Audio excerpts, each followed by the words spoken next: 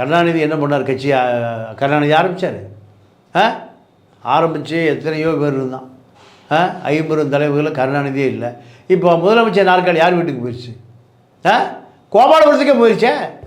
உதயநிதிக்கு அடுத்து லண்டனில் வெள்ளைக்கார பொண்ணோட கட்டி பிடிச்சிட்டு இருக்கிற இன்பநிதி தானே அடுத்த அரசியலுக்கு போகிறாரு. மதுரையில் அந்த ஜல்லிக்கட்டில் பார்த்தீங்களா? கலெக்டர் பின்னாடி போய் உட்காரையா போயா மூர்த்தி சொல்கிறார். தம்பி வந்து முன்னாடி உட்காரு. இப்படி அரசியல் போயிடுச்சே. போகும்போது அப்புறம் சீமான் நான் தான் அதிபர் சொல்லத்தானே செய்வார். இங்கே தமிழ்நாட்டை பொறுத்தவரை அரசியல் மழுங்கடிக்கப்பட்டு விட்டது. அரசியல் அயோக்கியனுக்கு தான் அரசியல் பணம் கொட்டுது. நல்லவன் அதை விட்டு விலகிடலாம். நான் நேரடியாகவே இந்த ஈரோடு தேர்தலில் நேராக பார்த்தேன்.